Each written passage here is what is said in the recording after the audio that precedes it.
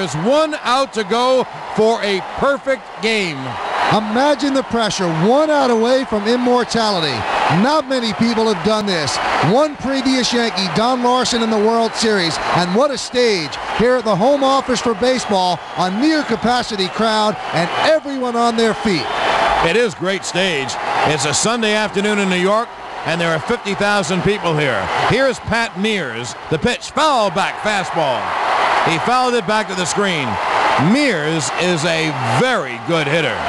So if Wells is going to get it, he is going to earn it.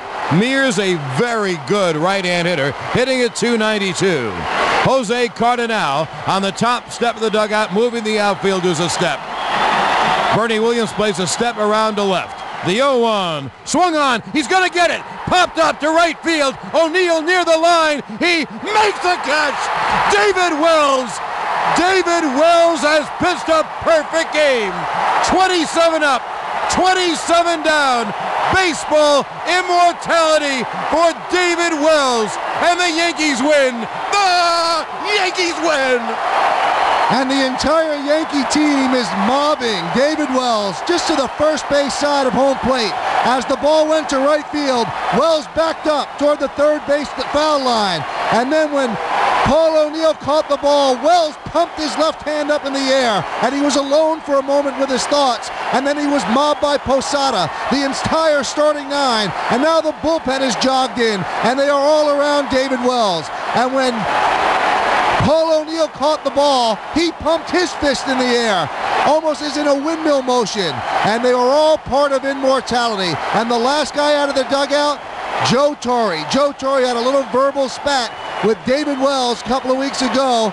Well, he touched the right button because the last time he pitched great. And now the Yankees are carrying David Wells out the mound on the shoulders of Darryl Strawberry, Willie Banks, and Bernie Williams. This crowd is going nuts. Congratulations, David. Thank you very much. I mean, I could just sense the adrenaline of you and the team as you came off the field. And Paul O'Neill had the ball in his glove. He seemed to just hold it like he wanted to cherish it. Take me through your day. I don't know where to start. You know, it's just going out there in the first inning and, you know, just trying to get ahead of the hitters and just as the game went on, staying ahead of the hitters and making the key pitches. You know, got in the groove, got some strikeouts when I needed them, and the rest my teammates helped me out on. When did you start to allow yourself to believe that you could do something unique today?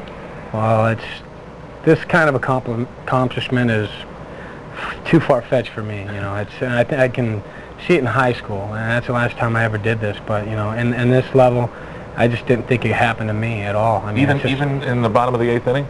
Yeah. You know, I knew what was going on around the 7th, so I just was trying to psych myself out, talking to Coney, saying, this is, you know, you got to be kidding. I'm getting nervous, and Soho, he's looking at me laughing, and I'm just going, you know, whatever happens, happens. If it's meant to be, it's meant to be. Let's take a look at what you did look like. You can look at yourself sort of agonizing and going through the anxiety, the nervous moves. I mean, you just couldn't sit still, right? No, it was just, you know, one of the things, you know what's going on, you try to block it out, but there's just no way in heck that you can do that. Were you praying that the bottom of the 8th would end? It seemed to take forever.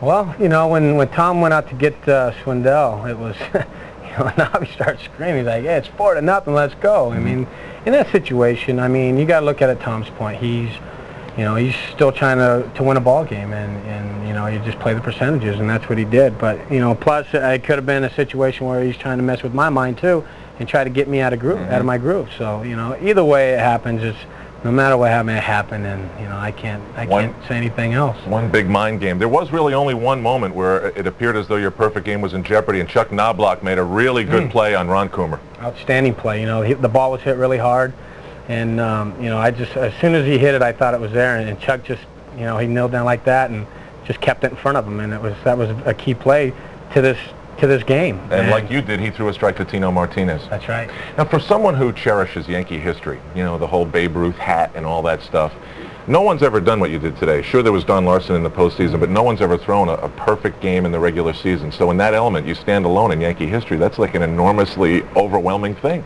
Couldn't happen to a crazier guy, huh?